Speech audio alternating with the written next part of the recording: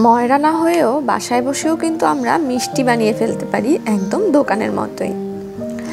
তো নমস্কার বন্ধুরা, সিম্পল লাইফের নতুন ভিডিওতে তোমাদের সবাইকে স্বাগতম। আর আজকে দেখাবো আমি কিভাবে বাসায় কোনো ধরনের বেকিং পাউডার, বেকিং সোডা কোনো কিছু ছাড়া কিভাবে নরম স্পঞ্জি মিষ্টি বানাই। আশা করব স্কিপ না করে সম্পূর্ণ ভিডিওটি সাথেই থাকবে। তো দেখো, আমি এখানে দুধটাকে ভালোভাবে জাল করে নিয়ে এর মধ্যে একটা লেবুর রস দিয়ে দিলাম। লেবুর রসগুলো দুধের মধ্যে পড়ার সাথে সাথেই দেখো দুধটা কীরকম ছানা কেটে যাচ্ছে।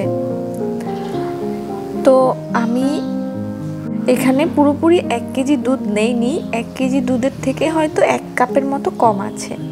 আর পুরো একটা আস্ত লেবু আমি এখানে দিয়েছিলাম ছানা করার জন্য।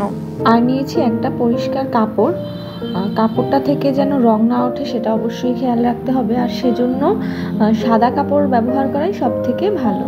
তো আমি যে কাপড়টা নিয়েছি সেটা আগে আমি একটু ভিজিয়ে দেখে নিয়েছিলাম যে এটা থেকে কোনো রং ওঠে কিনা।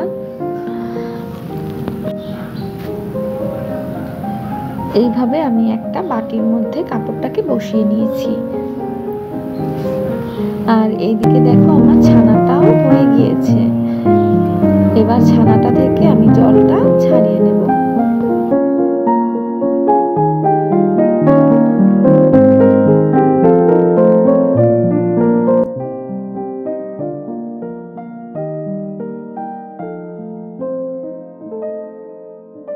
ভিডিওটা সম্পূর্ণ দেখলেই তোমরা বুঝতে পারবে আমি কিভাবে কি প্রসেসিংটা করছি। আর ছানাটা আমি একটু ঠান্ডা জল দিয়ে উপর থেকে ধুয়ে নিয়েছি। তারপরে এর মধ্য থেকে যতটা সম্ভব ভালোভাবে জলটা ছাড়িয়ে নেওয়ার চেষ্টা করেছি মাত্র। আর প্রচুর গরম ছিল যেহেতু, তাই আমি এটা খানিকক্ষণ বাদেই করেছি, যেটা ভিডিওতে দেখাইনি, স্কিপ করে নিয়েছি।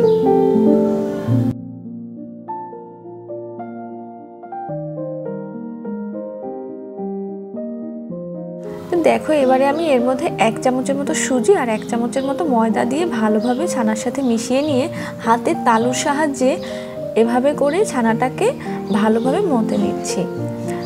এই প্রসেসটা বেশ খানিকক্ষণ সময় ধরেই করতে হবে, কারণ এর উপরেই ডিপেন্ড করছে মিষ্টিটা কতটা সফট হবে। আর আমি কিন্তু কোনো ধরনের কোনো বেকিং পাউডার, বেকিং সোডা কিছুই ইউজ করব না আজকে। তো দেখো তোমরা ছানার মধ্যে কীরকম একটা ক্রিমি ভাব চলে এসেছে এবং এর মধ্যে থেকে অনেকটাই তেল বের হয়েছিল। আমি ছোট ছোট করে লেচি কেটে নেব আর সেটাকেই আমি আলতো হাতে গোল করার চেষ্টা করব, কারণ 2 হাত দিয়ে খুব বেশি জোরে চাপ দেওয়া যাবে না।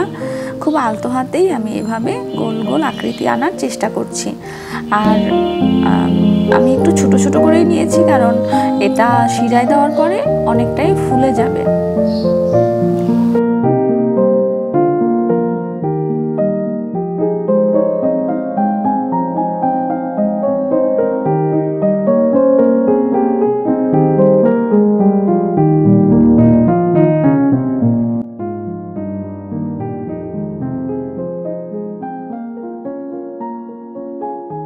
সবগুলো আমি এভাবে বানিয়ে নিলাম। এবার আমি শিরাটা করার প্রসেসিংটা তোমাদেরকে দেখিয়ে দিচ্ছি।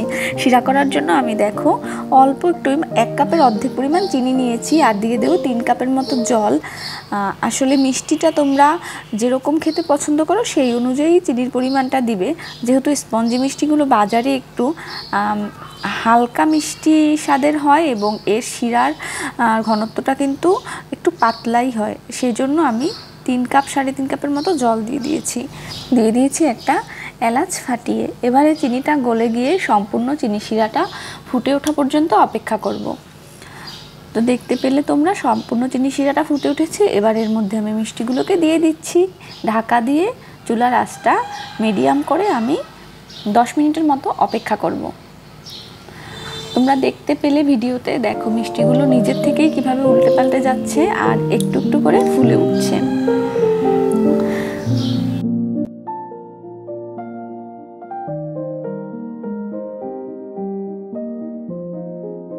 দশ মিনিট পরে ঢাকনাটা সরিয়ে দিয়ে আরও কিছুক্ষণ সময় এভাবেই চুলায় আমি ফুটিয়ে নেব। আর একটা মিষ্টিও কিন্তু একদম ফেটে যায়নি। আর দেখো কতটা সফট হয়েছে। এবারে আমি চুলাটা বন্ধ করে দেব আর 2 ঘন্টার মতো চিনি শিরার মধ্যে মিষ্টিগুলোকে রেখে দেব। অপেক্ষা করব ঠান্ডা হওয়া পর্যন্ত, তারপরে তোমাদেরকে দেখিয়ে দিচ্ছি সবটা।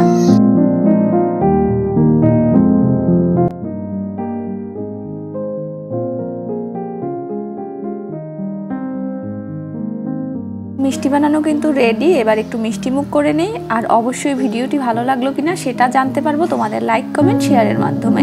আর অবশ্যই আমার চ্যানেলটিকে সাবস্ক্রাইব করে কিন্তু সিম্পল লাইফের পাশেই থাকবেন। ধন্যবাদ সবাইকে, টাটা।